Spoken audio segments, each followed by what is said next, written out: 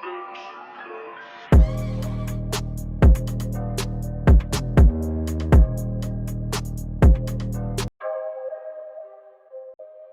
pecinta film, selamat datang di Studio Mini. Terima kasih telah mampir.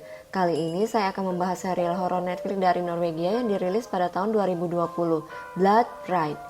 Film ini terdiri dari 6 episode, namun masing-masing episode tidak terkait satu sama lain dan memiliki cerita masing-masing. Nah, Mimin akan membahas alur cerita episode 1 yang berjudul Ultimate Sacrifice. So stay tune. By the way guys, jangan lupa kopi cemilan tehnya disiapin ya biar lebih seru. Di awal cerita diperlihatkan seorang lelaki pelontos dengan tatapan dan senyuman menyeramkan yang akan menjalankan busnya. Namun, siapakah orang-orang ini? Jangan di skip ya.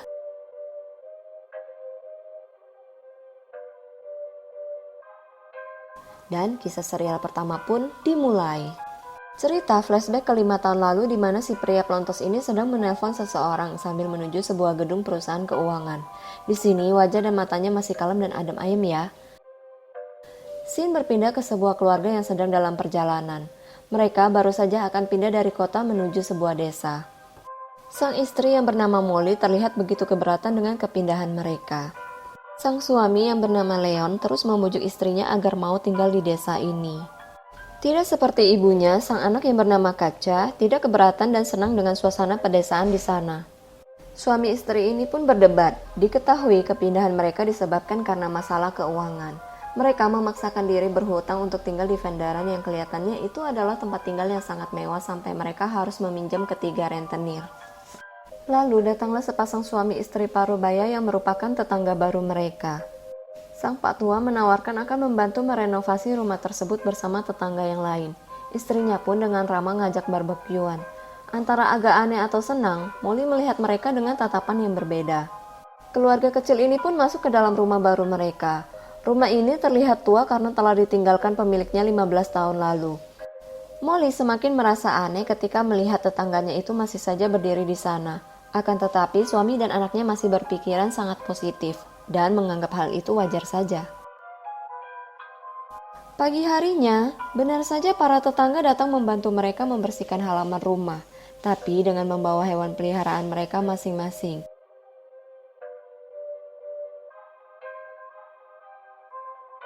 Molly bertanya ke kedua wanita ini, ada apa dengan hewan-hewan ini dan mereka ada di mana-mana? Salah satunya menjawab bahwa suatu saat hewan-hewan ini akan sangat berguna. Jawaban yang membuat Molly semakin merasa aneh. Malam hari Molly memberitahu keanehan-keanehan tetangga mereka kepada sang suami. Misalnya seperti para tetangga yang bisa membantu mereka di hari Senin dan siang bolong seperti orang yang tidak punya pekerjaan.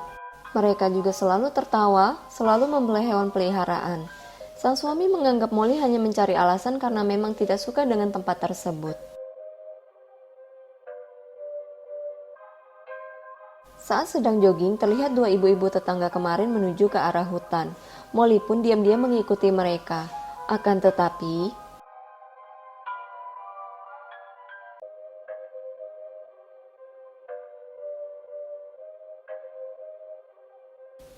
Molly yang kaget akhirnya ketahuan juga. Dua ibu-ibu ini pun menjelaskan bahwa Horgen yang merupakan desa mereka ini dibangun di atas sisa desa tua zaman orang Viking, dan batu di hutan tersebut merupakan batu yang dipakai orang Viking untuk mengorbankan hewan bahkan manusia demi keberuntungan. Sampai saat ini pun dipercayai oleh warga sekitar. Awal mulanya karena ada seorang lelaki bernama John yang menembak mati anjingnya di atas batu itu. Di keesokan harinya ia memenangkan lotre. Sejak saat itu warga sekitar mulai mengorbankan hewan. Namun dua emak-emak ini memperingatkan untuk hati-hati karena batu itu bisa membuat orang menjadi lebih serakah. Molly pulang ke rumah dan menangkap tikus. Tanpa disangka ia membawa tikus itu ke dalam hutan dan membunuh tikus di atas batu tersebut.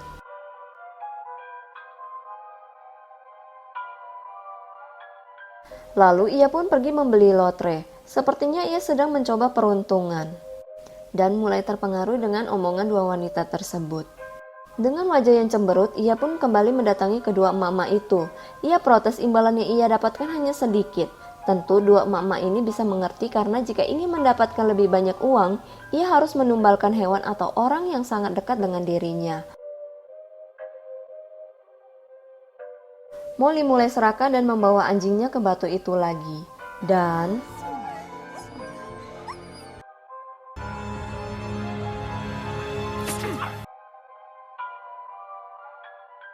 bisa ditebak, ia pun ingin membeli lotre lagi. Di malam hari, anaknya panik mencari anjing kesayangannya. Di saat anak dan suaminya sedang keluar mencari anjing mereka, Molly buru-buru duduk di depan televisi sambil menunggu nomor lotre yang akan diumumkan pada hari itu. Ternyata nomor terakhir berbeda dengan yang ia punya. Molly kembali protes karena ia membeli lotre lebih mahal daripada apa yang ia dapatkan. Emak-emak ini pun berkata hewan ini harus benar-benar menjadi kesayangan, baru bisa mendapat keberuntungan yang besar. Molly ternyata tidak benar-benar sayang kepada anjingnya. Itulah sebabnya keberuntungan tidak berpihak kepadanya.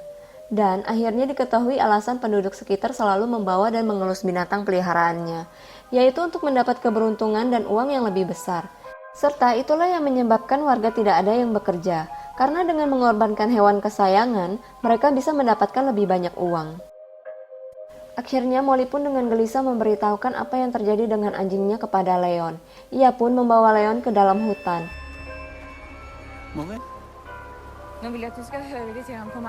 Namun dengan gelap mata ia menusuk Leon. Ketika akan menusuk di atas batu untuk yang kedua kali, anaknya pun datang. Tapi dengan tega ia mencekik Kaca. Kaca berjuang untuk mengambil batu dan sang ibu pun terkapar di samping batu. Sang ayah juga masih hidup dan terluka. Di scene akhir memperlihatkan si Plontos seperti di awal film tadi, masuk ke ruang CEO perusahaan keuangan. Dan ternyata CEO tersebut adalah Kaca menjadi CEO muda. Di sini diketahui sang ayah pun menghilang. The end. Nah, apakah pikiran kalian sama dengan Mimin kalau bapaknya juga dibunuh demi harta dan tahta? Komen di bawah ya. Cerita fiksi ini mengajarkan bahwa jangan sesekali menggunakan hal gaib yang akan membuat seseorang menjadi serakah.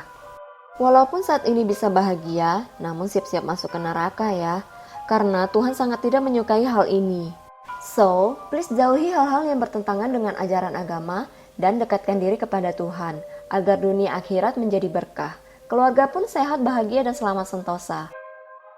Baiklah, sekian alur cerita film Blood Ride Part 1. Nantikan serial part 2-nya ya. Jangan lupa nyalakan lonceng agar dapat notif part 2 dan film-film lainnya. Oke, see you on the next video. Ciao!